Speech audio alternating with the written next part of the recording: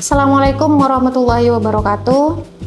Perkenalkan, saya Ida Yudhistira MSI. Saya dosen tetap di Prodi Matematika, Fakultas Matematika dan Ilmu Pengetahuan Alam, Universitas Islam Madura.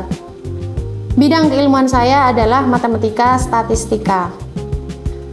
Pada kesempatan kali ini, saya akan menjelaskan tentang salah satu mata kuliah yang saya ampu, yaitu pengantar teori peluang. Pengantar teori peluang adalah mata kuliah wajib bagi mahasiswa semester 1 dengan bobot SKS sebanyak 1 SKS. Secara garis besar, pengantar teori peluang mempelajari tentang konsep ruang sampel, teori dasar peluang, distribusi peluang dan peubah-acak, baik diskrit maupun kontinu.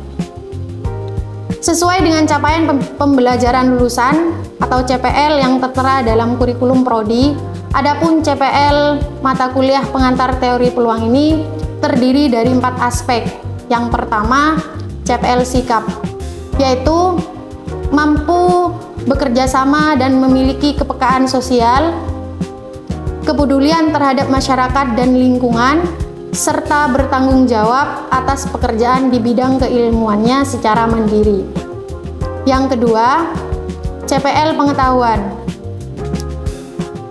Mampu menguasai konsep teoritis matematika, meliputi logika matematika, matematika diskrit, aljabar, analisis dan geometri, serta teori peluang dan statistika. CPL yang ketiga adalah kemampuan umum. Mampu menerapkan pemikiran kritis, logis, sistematis, dan inovatif dalam konteks pengembangan dan implementasi ilmu pengetahuan, serta analisis informasi dan data. Kemudian CPL yang terakhir adalah kemampuan khusus. Mampu mengambil keputusan yang tepat dengan menggunakan berbagai alternatif pemecahan masalah matematis yang telah tersedia. Adapun capaian pembelajaran mata kuliah atau CPMK pengantar teori peluang ini adalah yang pertama, mahasiswa mampu menjelaskan tentang konsep ruang sampel, kejadian, dan aksioma peluang secara logis dan matematis. Yang kedua, mahasiswa mampu menerapkan aturan pencacahan, peluang bersyarat, dan teorema Bayes dalam menyelesaikan permasalahan serta pengambilan keputusan yang tepat. Yang ketiga, mahasiswa mampu menganalisis dan mengkonstruksi model variabel acak baik diskrit maupun kontinu beserta distribusi peluangnya. Kemudian yang terakhir, mahasiswa mampu menerapkan hukum bilangan besar dan teorema limit pusat dalam konteks statistika inferensia. Adapun referensi yang saya gunakan dalam mata kuliah ini adalah yang pertama, buku dari Walpole dan Mayer dengan judul Probability and Statistics for Engineer and Scientists. Kemudian yang kedua, buku dari Ross dengan judul Introduction to Probability Model. Yang ketiga, diktat kuliah pengantar statistika matematika oleh Profesor Imade Tirta. Kemudian artikel-artikel atau jurnal terkait penerapan kontekstual dari konsep teori peluang. Mata kuliah pengantar teori peluang dilaksanakan secara luring dengan metode perkuliahan yang digunakan meliputi ceramah interaktif, penemuan terbimbing, problem based learning, dan diskusi kelompok. Adapun penilaiannya dilakukan dengan tes tertulis, penugasan, observasi, dan presentasi. Demikian pemaparan terkait mata kuliah pengantar teori peluang yang saya ampu. Dan berikut ini adalah cuplikan dari pembelajaran yang dilakukan secara luring.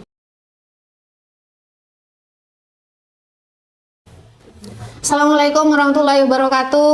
Waalaikumsalam warahmatullahi wabarakatuh. Gimana kabarnya hari ini? Baik. Alhamdulillah. Untuk materi kali ini kita akan membahas tentang aturan pencacahan. Minggu kemarin kita sudah membahas tentang ruang sampel. Masih ingat ya ruang sampel? Ya, ruang sampel. Ruang sampel itu kan lahir dari kejadian. Nah, kemudian lahir ruang sampel. Dalam ruang sampel ada yang namanya titik sampel. Nah, aturan pencacahan ini dia tujuannya untuk menghitung titik sampel tersebut. Itu aturan pencacahan. Ada 3 macam aturan pencacahan. Yang pertama itu konsep perkalian dan penjumlahan. Kemudian yang kedua nanti ada permutasi dan kombinasi. Ya. Jadi sekali lagi aturan pencacahan ini untuk menghitung titik sampel pada ruang sampel. Kita mulai dari yang pertama, konsep perkalian ya. Digunakan apabila suatu pekerjaan terdiri dari beberapa kelompok atau tahap. Setiap tahap terdapat banyak pilihan dan satu tahap merupakan kelanjutan dari tahap sebelumnya dan masih dilanjutkan pada tahap selanjutnya. Jadi konsep perkalian itu ada 2 kelompok atau lebih, di mana satu kelompok tiap tahap pada satu kelompok itu merupakan kelanjutan dari ke kelompok selanjutnya. Maka secara keseluruhan banyak pilihan yang tersedia adalah hasil kali dari banyak pilihan pada setiap tahap. Misalkan tahap pertama ada 2 pilihan, tahap kedua ada 2 pilihan. Nah, tahap kedua ini nanti akan menjadi pasangan tahap pertama anggota 1. Kan ada anggota 2 ya. Jadi anggota 1 di tahap pertama nanti akan punya pasangan 2 anggota di tahap kedua. Anggota 1 di tahap pertama juga akan punya pasangan 2 di tahap kedua. Berarti kan 1 punya 2, 1 punya 2, berarti totalnya 4. 4 itu dari mana? Dari 2 kali 2. Begitu juga kalau tahapannya lebih dari 2. Itu perkalian ya. Teorema bunyinya seperti ini. Jika A terdiri dari M unsur, B terdiri dari N unsur, dan C terdiri dari R unsur, maka banyaknya pasangan yang dapat dibuat di mana unsur pertama berasal dari A, unsur kedua berasal dari B, dan unsur ketiga berasal dari C adalah perkalian antara M, N, dan R. Nah, jadi ada 3 tahap A, B, C. A ada M unsur, B ada N unsur, C ada R unsur. Setiap anggota M nanti akan punya pasangan sebanyak N. Setiap anggota M di A akan punya pasangan sebanyak N. Selanjutnya setiap N akan punya pasangan sebanyak R, makanya totalnya adalah M kali N kali R. Itu prinsip perkalian. Lebih mudah kalau kita lihat pakai pohon seperti ini. Jadi tahapan A ada M, setiap M punya N, setiap N punya R. Nah, makanya nanti totalnya adalah M, N kali R. Jelas ya? Contoh. Bila sepasang dadu dilempar 2 kali, berapa banyaknya titik sampel dalam ruang sampelnya? Sepasang dadu dilempar 2 kali. Kalau pelemparan pertama berapa? Ruang sampelnya berapa? Sepasang dadu dilempar 2 kali. Berapa kemungkinan yang muncul? 2. Dadu ada berapa? Ada 6. Kalau 2 dadu berarti 36.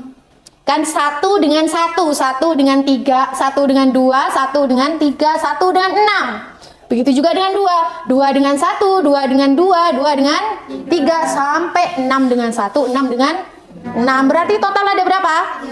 36. Pelemparan pertama ada 36. Pelemparan kedua ada berapa juga? 36.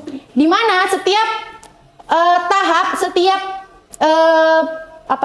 yang di pelemparan pertama itu satu-satu itu nanti akan punya pasangan sebanyak 36 di tahap kedua.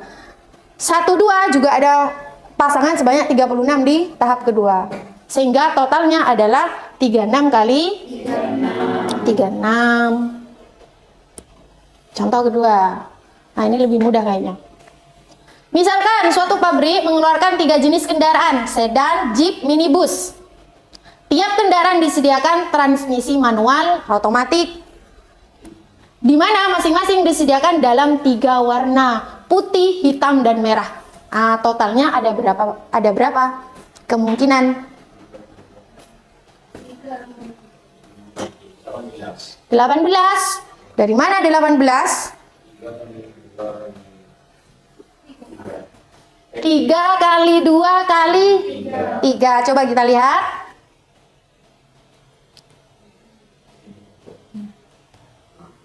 3 kali 2, 6 kali 3, 18. Jadi di proses pertama itu ada 3, sedan, jeep, dan minibus. Yang kedua ada manual, otomatik. Yang ketiga ada putih, hitam, dan merah. Jadi nanti kan ada yang sedan manual warna putih, sedan manual warna hitam, sedan manual warna merah. Kan gitu ya. Dan seterusnya. Nah itu adalah konsep perkalian. Jadi konsep perkalian itu tahap selanjutnya, kelompok selanjutnya itu merupakan tahap lanjutan dari kelompok sebelumnya.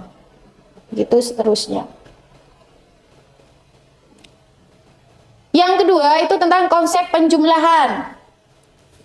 Konsep penjumlahan ini digunakan apabila kelompok-kelompok bukan merupakan serangkaian tahap yang harus dipilih, tapi merupakan pilihan opsional. Jadi kalau tadi kan serangkaian tahap, kalau sekarang tidak, pilihan opsional ya. Sehingga total seluruh pilihan adalah jumlah dari pilihan-pilihan kelompok tersebut. Kalau tadi dikalikan karena serangkaian, sekarang dijumlahkan karena pilihan. Dalam konteks himpunan, bukan mengalihkan himpunan, tetapi menggabungkan himpunan yang saling asing. Jadi dua himpunan saling asing dijumlahkan, menggabungkan. Ini teoremanya. Misalkan suatu pilihan terdiri dari 3 kelompok, A, B, dan C. Kelompok A terdiri dari M pilihan, kelompok B terdiri dari N pilihan, dan kelompok C terdiri dari R pilihan.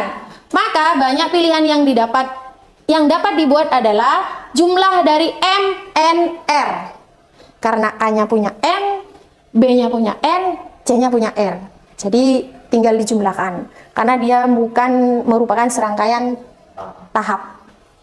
Nah, gambarnya seperti ini nih. Tinggal dijumlahkan saja.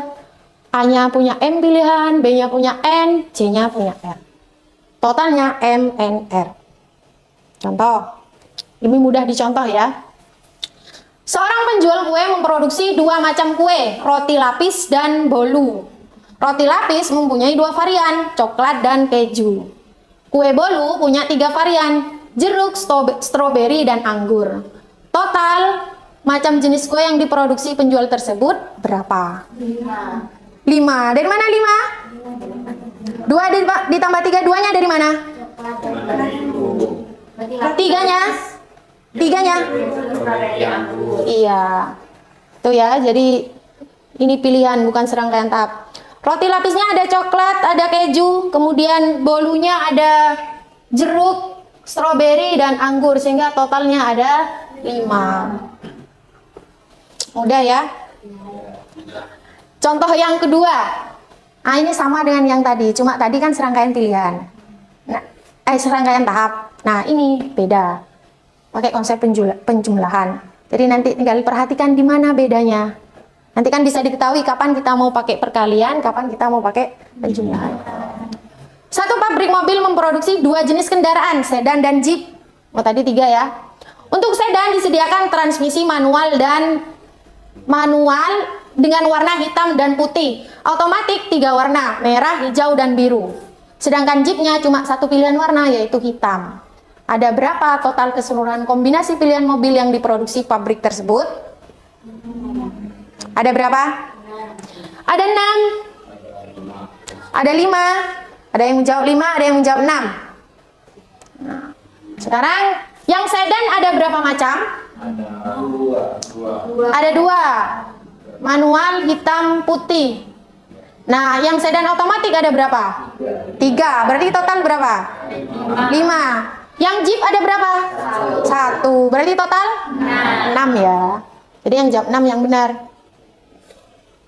Manual otomatis, hitam, putih, merah, hijau, biru. Yang jeep hitam. Jadi total ada 6. Ini penjumlahan. Ada yang ditanyakan untuk perkalian dan penjumlahan? Tidak ada. Kalau tidak ada, kita pindah ke materi selanjutnya tentang aturan pencacahan yang kedua, yaitu permutasi. permutasi lambangnya P. Ya, P. Jadi permutasi. Susunan yang dibentuk oleh keseluruhan atau sebagian dari sekumpulan data. Jadi permutasi itu susunan. Ya. Banyaknya permutasi n benda yang berbeda dilambangkan dengan P dalam kurung n, n. Cara bacanya P n permutasi n. Nah, P n, n permutasi n. Nah, n permutasi n itu dihitung dengan n faktorial. Masih ingat faktorial ya? 2 faktorial berapa? 2. Dari mana 2? 2 kali 1. 2 kali 1. 3 faktorial? 6. 6. Dari mana 6? 3 kali 2 kali 1. Ya, itu faktorial. Jadi kalau n permutasi n itu adalah n faktorial. Nah, contoh. Hitung banyak permutasi 4 huruf A, B, C, D. Berapa permutasinya? N-nya ada berapa berarti? 4. Berarti permutasinya? Ya, 4 kali 3 kali 2 kali 1 atau 4 faktorial. Menulisnya seperti ini. 24 ya. N 4 permutasi 4 sama dengan 4 faktorial 24. Tadi kalau n objek berbeda disusun semuanya. Kalau objeknya ada 4 disusun 4. Macam susunannya berapa banyak itu kan n faktorial. Nah, sekarang banyaknya permutasi akibat pengambilan R benda dari N benda yang berbeda. Jadi ada N objek mau disusun R objek.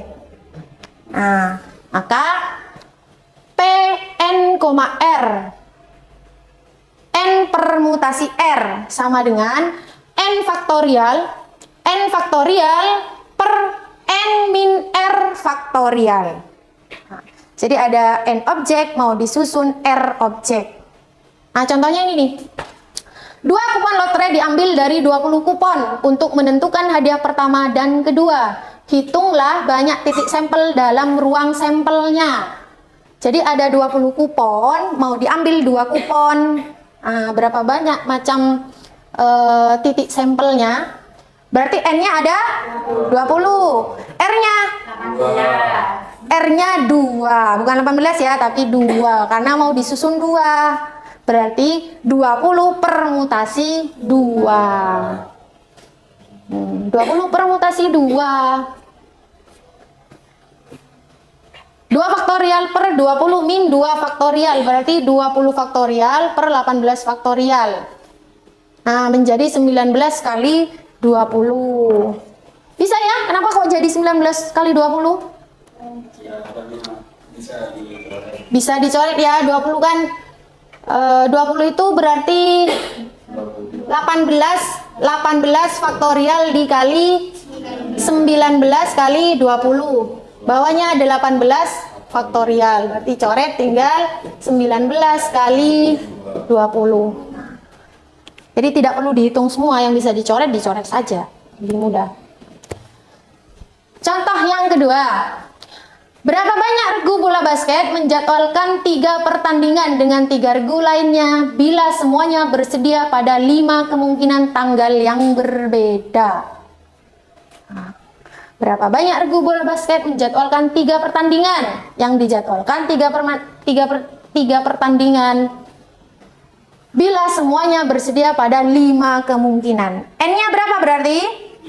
5. R-nya berapa? 3. Berarti 5 permutasi 3. 3 yang mana ini? Ini ada 2 3 soalnya. Ada 3 pertandingan, ada 3 regu. 3 yang mana ini? 3 pertandingan ya, bukan 3 regu. Berarti 3 kali 4 kali 5. Tahu 5 faktorial per 5 min 3 faktorial. Jenis permutasi yang ketiga selanjutnya adalah permutasi siklis namanya. Kenapa siklis? Karena bentuk lingkaran. Ya. Kalau tadi kita punya permutasi n yang berbeda, maka kan n faktorial. Tapi kalau bentuk lingkaran berarti ujung ketemu ujung, sehingga berkurang 1, sehingga permutasinya adalah n min 1 faktorial. Karena ujung ketemu ujung, maka dikurangi 1. Contoh, 4 orang mahasiswa duduk melingkar dalam satu kerja kelompok. Berapa banyak cara susunan mereka duduk? 4 min 1 faktorial. Berarti 3 faktorial. Sama dengan 1 kali 2 kali 3, 6. Nah, ini contoh selanjutnya. Mungkin agak lebih rumit dari yang tadi, tapi saya rasa masih bisa dipahami.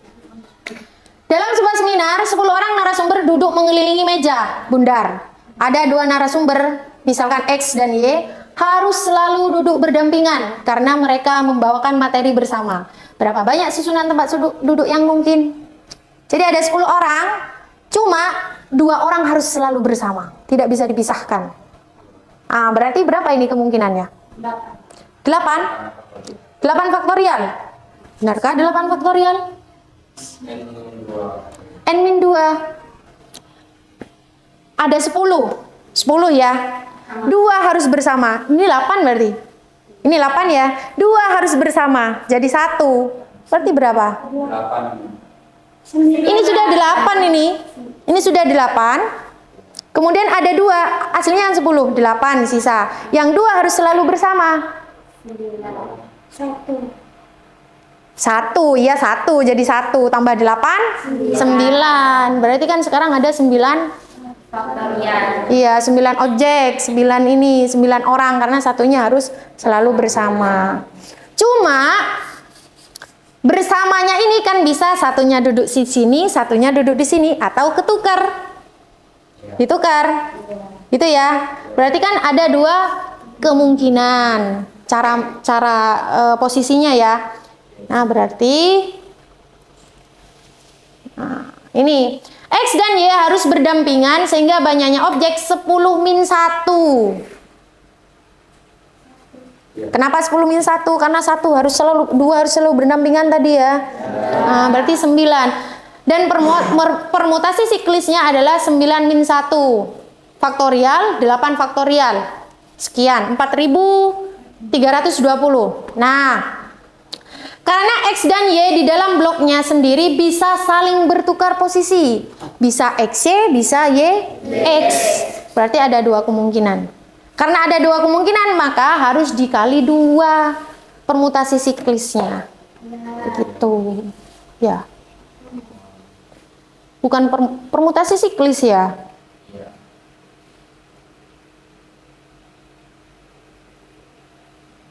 Lanjut ya. Ibu, Iya. itu satunya dapat dari mana yang 9 min 1?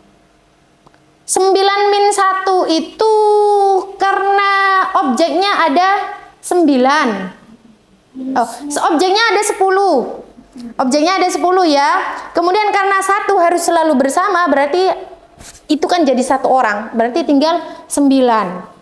Oh, sekarang objeknya ada 9. Orangnya duduk melingkar. Berarti berapa permutasi siklisnya? 9 min 1 faktorial. Berarti 8. Oh iya, 9 min 1 faktorial. 8 faktorial. Benar berarti ya? Benar. Sudah terjawab? Karena ada 2 macam. Dua macam kemungkinan posisi duduknya XY, maka dikalikan 2. 1 yang atas ini ya. 1 yang atas ini karena 2 orang harus selalu bersama. Kalau yang ini dari permutasi siklisnya. Ya, kalau yang ini dari permutasi siklisnya. Karena kan ujung ketemu ujung sehingga jumlah objek harus dikurangi 1 begitu. Benar ya? Ya. Lanjut terakhir, permutasi terakhir ini. Banyaknya permutasi yang berbeda dari N benda di mana N1 diantaranya berjenis berjenis pertama, N2 berjenis kedua, dan NK berjenis ke K. Nah, permutasinya adalah N faktorial dibagi dengan N1 faktorial, N2 faktorial sampai dengan NK faktorial. Ini ada N objek, tapi berjenis-jenis. Ada jenis pertama, ada jenis kedua, sampai jenis ke K. Maka cara mencari permutasinya adalah n faktorial perkalian n1 faktorial, macam pertama, macam kedua, dan macam selanjutnya. Biasanya ini digunakan ketika misalkan dari huruf matematika berapa susunan huruf yang bisa dibentuk. Nah, berarti kan M-nya ada berapa, A-nya ada berapa, K-nya ada berapa, nah, seperti itu ya. Berapa banyak susunan yang berbeda jika kita ingin membuat sebuah rangkaian lampu hias dari 3 lampu merah, 4 lampu kuning, dan 2 lampu biru. Jadi dia mau membuat lampu hias dari 3 macam lampu, merah, kuning, dan biru. Merahnya ada 3, kuningnya ada 4, birunya ada 2. Berapa berarti? N-nya berapa ini? 9. N-nya 9. Dari mana 9? 3 tambah 4 tambah 2. Iya, 3 tambah 4 tambah 2. Nah, ini ya. Ya. Selanjutnya yang terakhir kombinasi. Banyaknya kombinasi R dari N benda yang berbeda adalah Cn, R. Boleh seperti itu atau selanjutnya? Cara bacanya N kombinasi R. N faktorial per N min R faktorial dikalikan R faktorial. Contoh, 4 orang anggota Partai Republik dan 3 orang anggota Partai Demokrat. Hitung banyaknya komisi yang terdiri dari 3 orang dengan 2 orang dari Partai Republik dan 1 orang dari Partai Demokrat yang dapat dibentuk. Nah, kombinasinya seperti ini.